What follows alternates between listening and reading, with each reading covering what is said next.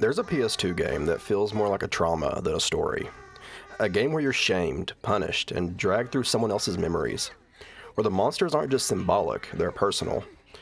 It was banned in multiple countries, pulled from store shelves, and even now, people still argue about what it really meant. Copies are rare, prices are absurd. But the real reason Rule of Rose stuck with people is because it doesn't let you look away. It's uncomfortable and confusing, and it doesn't care if you understand it. So what was this game?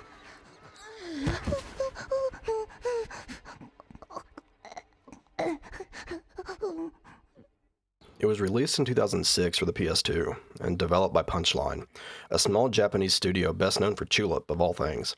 On paper, it's a survival horror game, but in reality, it plays more like a psychological descent. You play as Jennifer, a quiet, fragile young woman, trapped inside a surreal world ruled by children. The story is set in 1930s England, but what you see isn't quite real.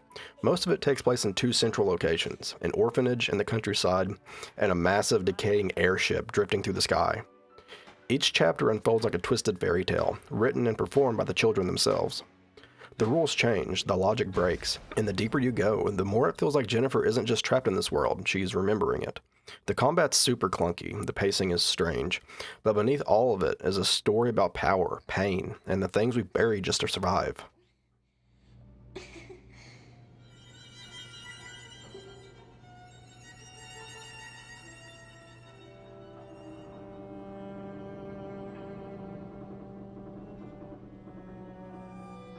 For years, Rule of Rose flew completely under the radar. It didn't sell very well, it wasn't reprinted, and for a long time, it wasn't even discussed really. But somewhere between the late 2010s and the early 2020s, something changed. Retro collectors started digging deeper into the PS2's back catalog. Horror fans were chasing rarities, and Rule of Rose, with its controversy, its scarcity, and its emotional weight, it became a target. Prices started climbing, quietly at first, but then all at once. Today, even a loose disc with no case can go for $300 or more, and a complete copy is easily double that. And if it's sealed, graded, certified by CGC or WATA, you're looking at $1,500 and sometimes even more than that. But here's the thing with it, that price tag isn't just about how many copies exists. It's about what this game represents to players, collectors, and speculators. For players, it's a one-of-a-kind experience, a horror story wrapped in trauma, told through metaphors most games would never touch. For collectors, it's a holy grail. No digital release, no modern port, no second print run. If you want to own it, you have to hunt it down. And for speculators, it becomes an asset. As game grading companies like WATA and CGC gained traction, sealed copies of Rule of Rose turned into high-value commodities. And once those started hitting the market with inflated price tags, demand spiraled. Some longtime collectors have questioned whether parts of this spike were manufactured. People have pointed out to shady grading practices, sealed sales inflating perceived value, and auction listings that mysteriously vanish once the hype wears off. But even without the speculation, the truth is simple. Rule of Rose was rare, and the world finally noticed. For better or worse, that attention turned a forgotten game into one of the most expensive survival horror titles on the PS2. And once it hit that status, it never came back down.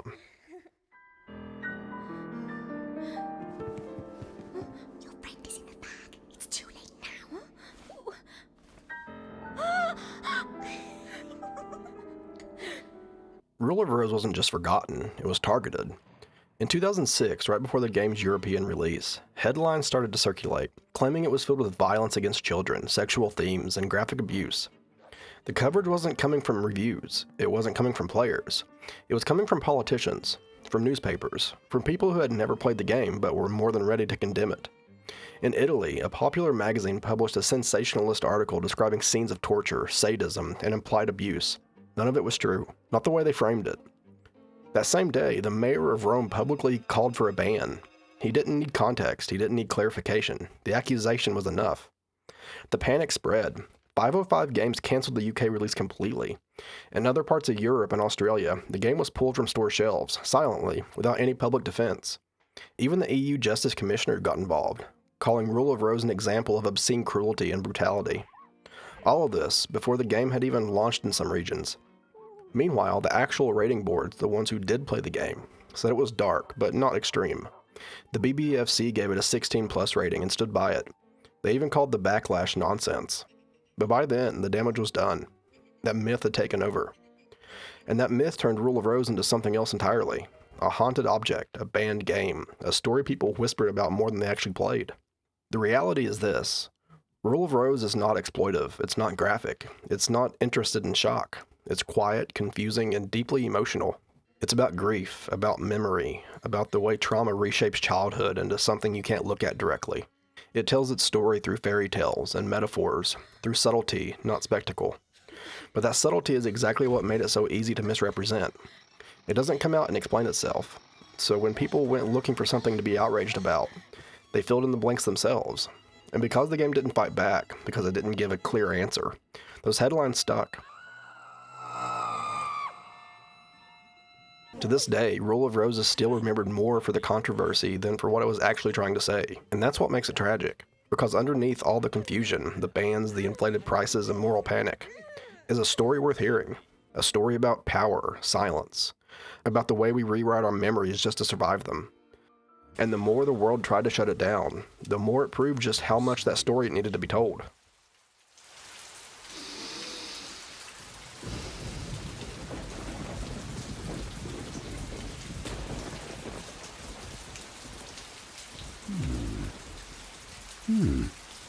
Yes.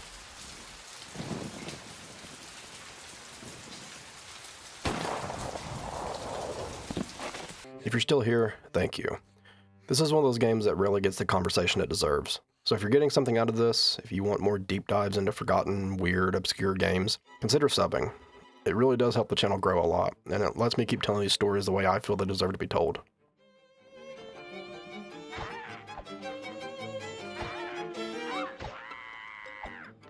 Like I mentioned earlier, it plays like a traditional survival horror game.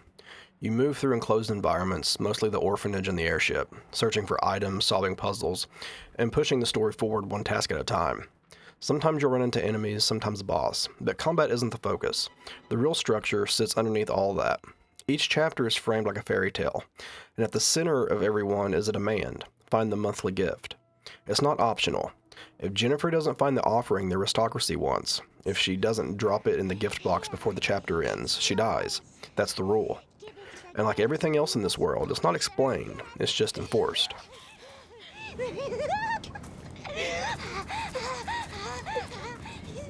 Health is tracked as a red line tucked away in the inventory screen. After each chapter, it refills automatically, almost like sleep. But during the chapter, you're on your own.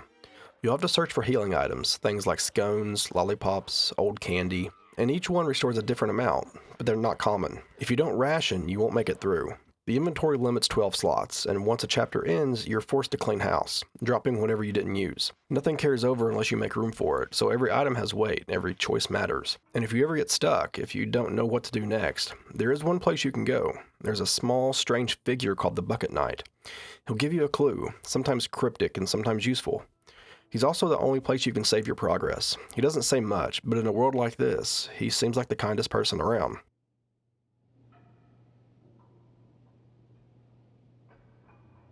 Jennifer doesn't get grenade launchers. She doesn't find shotguns stashed in cabinets or machine guns lying in a chest. Because that wouldn't make sense. Not for her, and not for this world. The developers made a clear choice. They wanted you to feel as helpless as Jennifer does. Not just in cutscenes, but in the moment-to-moment gameplay. So combat is almost entirely melee, and the weapons you do find, they're improvised. A fork, a kitchen knife, a pipe. Nothing meant for battle, just whatever she could grab. And even when she does fight, it's clear she doesn't want to.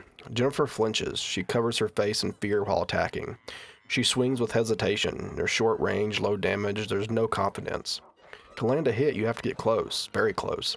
And that means opening yourself up to danger, especially against the imps. They come in swarms, they stun, and if you get surrounded, you won't last very long. Jennifer is fragile. A few hits can take her down, and when she's trapped in a room or cornered during a boss fight, it's brutal.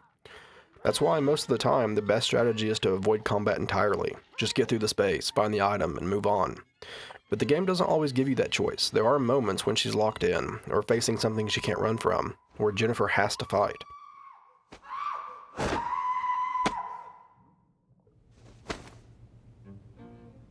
Early on, Jennifer meets someone who changes everything.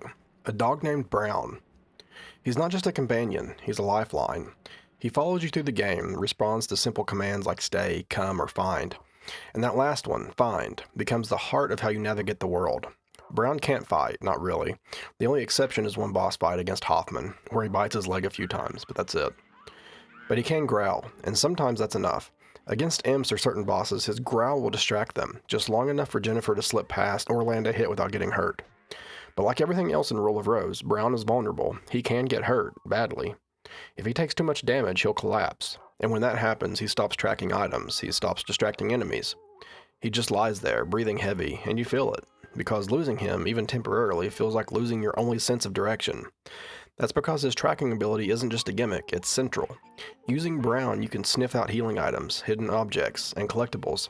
Some of them help you survive. Others, like ribbons, marbles, or pieces of candy, can be traded through the gift box for weapons or food. Brown's health can be restored with bones or raw meat, but like everything else in this game, resources are limited.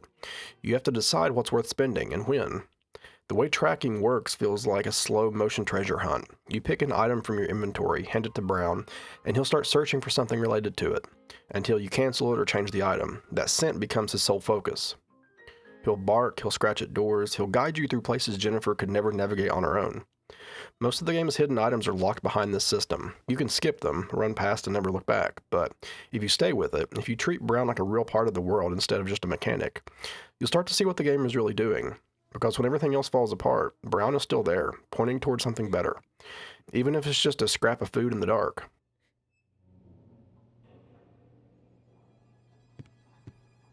It wasn't me, honest. So much of Rule of Rose's power comes from what it doesn't explain, but if you pay attention, if you sit with the way it feels to play, it starts to speak to you. Every mechanic in this game is memory, not accurate memory, not reliable memory, emotional memory. That's why the combat feels wrong. It's not broken, it's wounded. Jennifer flinches when she attacks. Her swings are slow, weak, and hesitant. She doesn't learn, she doesn't get stronger. Because trauma doesn't make you better, it just stays. And when you lash out from it, it doesn't feel good, it feels shameful. It feels like surviving a moment you didn't want to be in at all. Even the enemies reflect this. They're not monsters, they're children in masks. Twisted symbols of other kids, the ones who hurt her, mocked her, and controlled her. They swarm, not to scare you, but to disorient you. Just like real childhood bullying, sudden, cruel, impossible to understand while it's happening. Then there's the inventory. There's 12 slots, that's it. And when the chapter ends, you have to drop what you didn't use. That's not just a gameplay limitation, it's grief. It's the way trauma makes you forget. You have to let go of things, even if you don't want to, just to keep going. And the gifts, every chapter demands one. No explanation, no way around it. Just give us what you want or you die. That's not subtle, it's abuse. Aristocrat Club. Now you can have your very own red crayon. That's what it feels like to grow up in a world where love is conditional, where you keep performing, keep offering pieces of yourself just to stay safe. But through all of it, there's Brown. He doesn't talk or fight, but he listens, he follows. He finds the things Jennifer can't even see. He's not just a companion, he's rescue. Not from the trauma, but from the isolation. He's the one part of her past that doesn't twist in on itself. And that makes him the most powerful symbol in the game. Because sometimes the only thing that gets you through trauma is the one friend who never asked you to explain it. Please.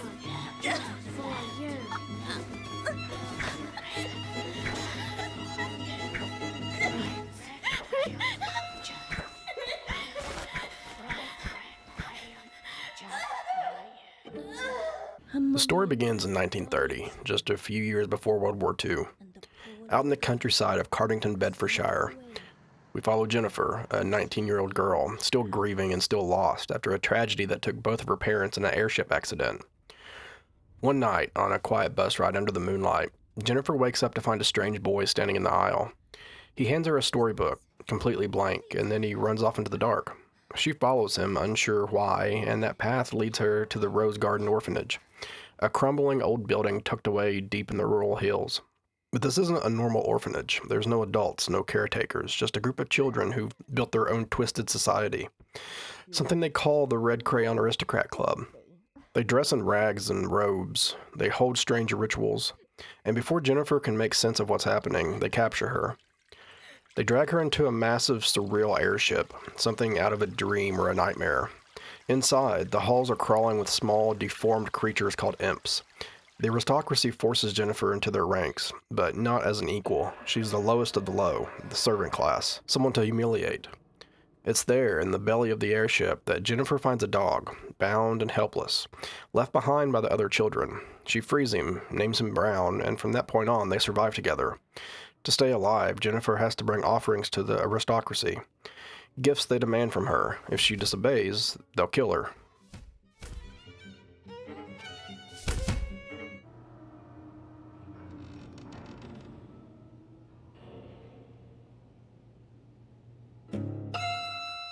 As the game unfolds, Jennifer starts to recover a piece of her past, lost memories of her time at the orphanage and the people she once knew there, but nothing comes back clean. The story is told entirely through Jennifer's perspective, and her memories are fractured, blurred by time, trauma, and repression. That means the truth is never handed to you directly. Events get disordered, dates don't always line up, and because we're only seeing the world through her eyes, we don't get the full picture. There's no omniscient narrator here. No one tells you what really happened. The game gives you hints, lines of dialogue, scraps of notes, small visual cues scattered in the margins. But it's up to you to connect the dots. You're not just playing through Jennifer's story, you're trying to piece it together from the remnants she's only just beginning to face. Never forgive you. Not ever. And as for the rest of you, how could you believe all those lies? Aristocrats! You're just the opposite. I hate you, and I hate you, and you! Rule of Rose has two possible endings, but only one moment decides which one you get. Near the end, Jennifer is given a choice. Either hand a revolver to the final antagonist, known as Stray Dog, or fight him directly. Giving him the gun leads to the good ending, and based on everything that follows, is widely considered the canon path. But Rule of Rose was never really about which ending you got. It's a game built almost entirely on theme. Deep, unsettling themes that were nearly unheard of in gaming when it released back in 2006. It's horror, yes, but not the kind that makes you scream. It's the kind that makes you uncomfortable, that lingers. The game explores bullying, animal cruelty, the ways trauma reshapes memory, peer pressure, power, shame. Jennifer's story brushes against heavy topics like mental illness, addiction, violence, grief, and death. Not just as shock value, but as a lived experience. There are minor references to sexual abuse and assault as well, never shown explicitly, but present in the implication. What makes it even more difficult is that these themes all centered around children, their pain, their cruelty, their loss of innocence. Rule of Rose forces us to confront how easily kids can be shaped by the world around them, and how quickly that shaping can turn toxic when adults disappear. At its core, this is a story about what happens when children are given unchecked power over each other, when they're left to build their own hierarchy in absence of care. The result isn't just mean, it's monstrous. But not in a fantasy sense. It's monstrous because it's real. And through it all, the game keeps asking one quiet, unspoken question. What kind of adult comes out on the other side? Grace. Nothing worse than nothing. Your gift is worth nothing. At the heart, it's a dark, twisted coming-of-age story, Jennifer's coming of age. Everything we see is filtered through her perspective, as she tries to make sense of a childhood she barely remembers, and the trauma she buried along with it. The story is layered with quiet moral threads, the weight of promises, the danger of blind obedience, and the way trauma echoes into adulthood. But more than anything, it's a story about masks. The children in Rule of Rose, especially the girls, are vicious, sadistic. They manipulate, they torment, and they do it all behind a facade of innocence. And that contrast is intentional. The game isn't just showing cruelty, it's showing how easily it can hide. How even the most horrific behavior can be dressed up as play. Wendy, in particular, embodies this duality. One moment she's gentle, almost angelic. The next, she's the architect of some of the game's darkest turns. But it's not just the children who wear masks. The adults in Rule of Rose have their own way of hiding too, putting on a face for the kids while keeping their real motives just out of view. There's also a clear gendered lens to how the story unfolds. Nearly every major character is a girl, and that choice wasn't random. According to the developers, it was deliberate. They wanted unpredictability, relationships driven more by subtle manipulation, grudges, and emotional cruelty rather than brute force. Where boys might lash out physically, this world is built on psychological games. It's not saying one gender is worse than the other, it's saying that cruelty wears different clothes depending on who's holding the power. And in Rule of Rose, the power is always shifting, it's always hiding.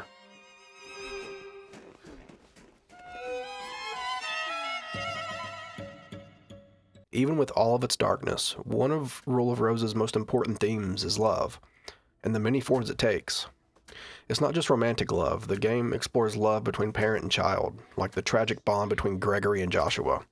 It touches on the love that forms in friendships and childhood camaraderie, when Jennifer remembers softer moments with the other girls at the orphanage. Because at its core, the game is just as interested in unhealthy love, how strong attachments can twist into possessiveness, how infatuation can become a weapon.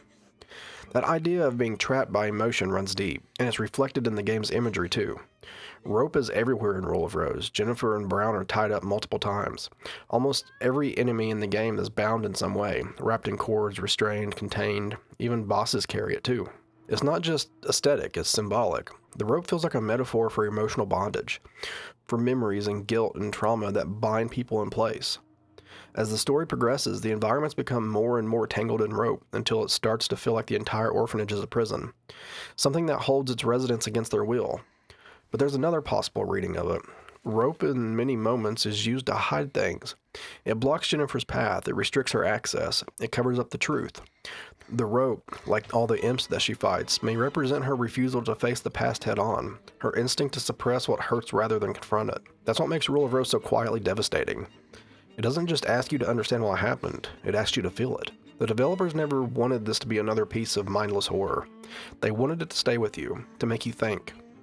Not just about the story, but about the way we carry pain, the way we love, and the way those things can sometimes become the same.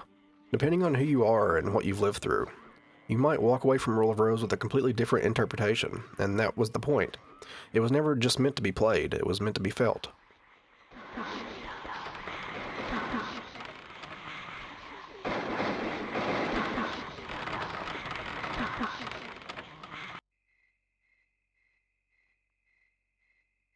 Behind the scenes, Rule of Rose went through just as many strange transformations as the story did. During early development, director Shuji Ishikawa and writer-producer Yukata Kimura struggled with how to bring the world of the game to life. While exploring the idea of using a Zeppelin as part of the setting, Kimura actually traveled to Germany to research real airships. And somewhere along the way, he found himself reminded of England. That memory, his own childhood in England, became the seed for a new direction. That's when the idea of the orphanage took shape. But the original concept looked very different. In its earliest form, the protagonist wasn't Jennifer at all. It was a young boy kidnapped by a big man. He was hunted by ghostly boys, each one a past victim. That version was scrapped by producers for reasons that were never publicly explained, but echoes of that story still remain. The idea of a kidnapped child, a predatory adult, haunting figures from the past. You can draw the parallels. Jennifer as Joshua, Gregory as the big man. It's all still there, just reframed. When the direction shifted, the developers focused in on something far more psychological. The darkness within children, viewed through the lens of adulthood. They wanted to explore the way fairy tales portrayed cruelty, especially the kind that hides behind innocence. That's what led to the Red Crayon Aristocrats. The secret society wasn't just world building. It was meant to create a quiet, creeping fear, a sense of power, where it didn't belong. To make the characters feel real, the team studied children closely. They observed behavior, gathered photos for visual references, and even brought in Japanese children for motion capture. At one point, they asked the kids to draw or write down what made them feel happy or scared. Jennifer's dog, Brown, wasn't originally part of the story. He was added later to balance out her quiet sadness, to give her a companion, something that offered safety and love in a world that had neither. Not everything came together cleanly. The combat system was left rough due to time and budget constraints. Collision and hit detection weren't fully refined.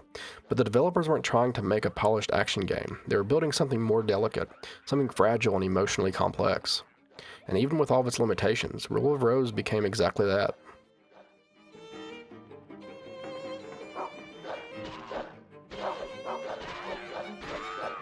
When it first launched, the reaction was quiet and mixed. Critics didn't quite know what to make of it. Reviews were lukewarm, with a Metacritic score of 59 and a game rankings average of around 61%. IGN gave it a harsh 4.9 out of 10. It's not exactly a warm welcome. But players saw something else. Over time, the gamer's user score on Metacritic climbed to 8.8, a huge contrast from its critical reception. And that gap says a lot about how divisive the game really is. Rule of Rose didn't just release, it fractured people. To some, it was slow, clunky, and too opaque. To others, it was one of the most haunting, emotionally devastating horror games that they'd ever experienced. Fans began calling it misunderstood, misrepresented. A story that was quietly beautiful beneath all the grief. That's how it earned its cult status, not because it tried to please everyone, but because it spoke deeply to people willing to listen. Some now call it art, others still call it a mess, but either way, people remember it. On the positive side, even the game's harshest critics tended to agree on one thing. Rule of Rose had something deeper going on beneath the surface. Fans often point to the story as the reason to play it. Not for the combat, not even for the gameplay, but for the emotional weight, the maturity, the way it dares to explore themes most games wouldn't ever go near. The CGI cutscenes were also praised, especially for their ambition. There's a scene just a few seconds long where Jennifer's clothes appear soaked from rain. It doesn't push the story forward, it doesn't add much drama, but the sheer effort behind it, the attention to realism, spoke volumes about how much the team cared. The atmosphere also drew praise. Rule of Rose is quiet, somber, and surreal.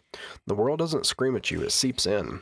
And the music plays a huge role in that. Every track leans into that melancholy, helping turn the game into something closer to a fairy tale told through a cracked mirror. Years later, Kotaku ran a retrospective, calling it savagely twisted, but admiring its macabre charm. And that phrase stuck, because that's what Rule of Rose is. Twisted, macabre, but still somehow beautiful.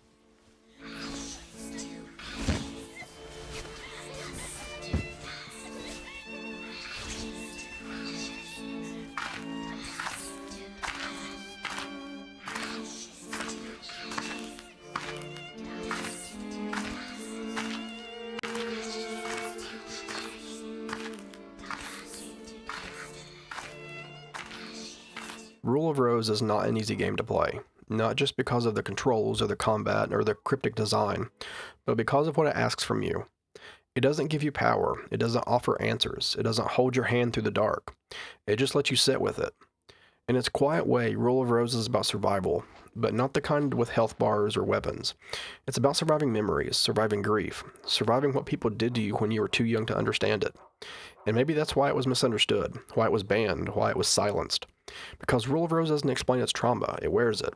In the rope, in the rules, in the way Jennifer swings a fork like she's already bracing for the pain. This was never a game built to entertain. It was built to remember something, to preserve it in the only way it could. And now, decades later, what was once discarded has become sacred. A collector's grail, a banned object turned legend. A game no one was allowed to talk about. Now talked about everywhere. Even if you have played it. But under all that myth, under the price tag, under the layers of fear and misinterpretation, is still the same story. A girl, a memory, and the choice to face what hurt her. Not with power or clarity, but with presence. And in the end, maybe that's enough.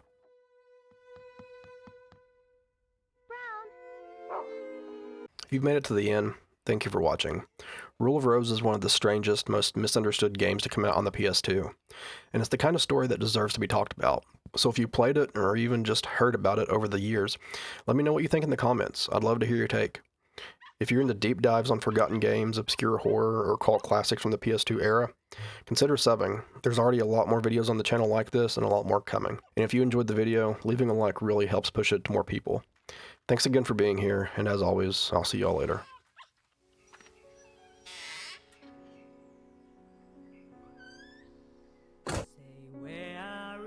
My shame when I call your name, so please don't set me free.